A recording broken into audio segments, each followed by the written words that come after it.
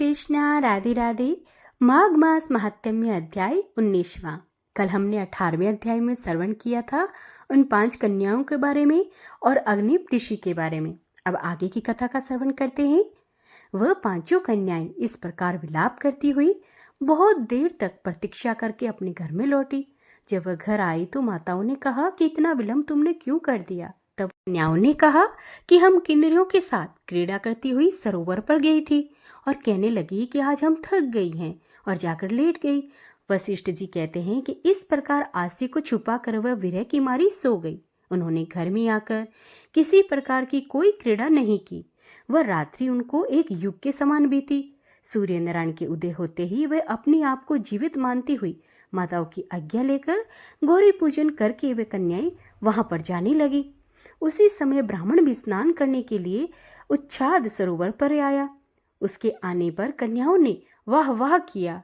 जैसे कमलिनी प्रातःकाल सूर्योदय को देखकर कहती है, उसको देखकर उसके नेत्र खुल गए और उस ब्रह्मचारी के पास गई। आपस में एक दूसरे का हाथ पकड़कर चारों तरफ से उसको घेर लिया और कहने लगी कि मूर्ख, उस दिन तू भाग गया था, आज नहीं भाग सकता, हम लोगों ने तुमको घेर लिया है।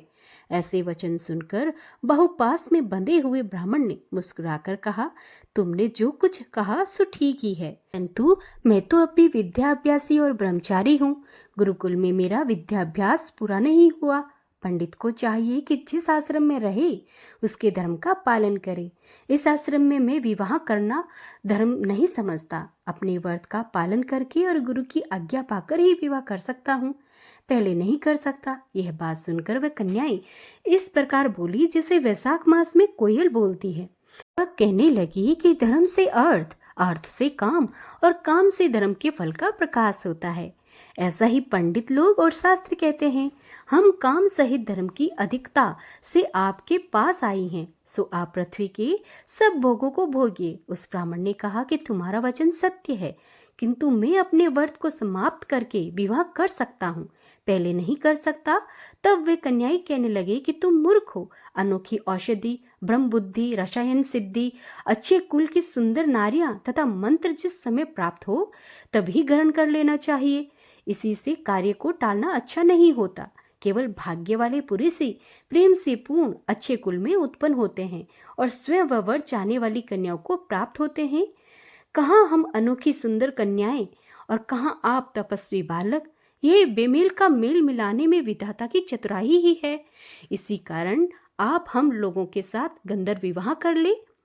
इनके ऐसे वचन सुनकर उस धर्मात्मा ब्राह्मण ने कहा कि व्रती रहकर इस समय विवाह नहीं करूंगा, मैं स्वयंवर की इच्छा नहीं करता। इस प्रकार उसके वचन को सुनकर उन्होंने एक दूसरे का हाथ छोड़कर उसको पकड़ लिया। सुशील और सुस्वरा ने उसकी भुजाओं को पकड़ लिया, सुतारा ने आलिंगन किया और चंद्रिका ने उसका मुख चूम लिया। परंतु फिर भी वह ब्रह्मचारी विकार रहित तथा काम की बाधा से पीड़ित नहीं हुआ और फिर उसको क्रोधित होकर उन्होंने उनको श्राप दे दिया कि तुम डाइन की तरह मुझसे चिपटी हो, इसी प्रकार तुम पचाशनी हो जाओ। ऐसे श्राप देने पर उन्होंने उसको छोड़कर अलग खड़ी हो गई। उन्होंने कहा कि हम मेरे अपराधियों को व्रता ही क्यों तूने श्राप दे दिया। तुम्हारी इस धर्मज्ञता पर धिक्कार है। प्रिय करने वाले से बुराई करने वाला का सुख दोनों लोकों में नष्ट हो जाता है, इसलिए तुम भी हम लोगों के साथ पिशाच हो जाओ। तब वे आपस में क्रोध से उस सरोवर में 50 और 50 हो गए और उस 50 और 50 कठिन शब्दों से चिल्लाते हुए अपने कर्मों को भोगने लगे।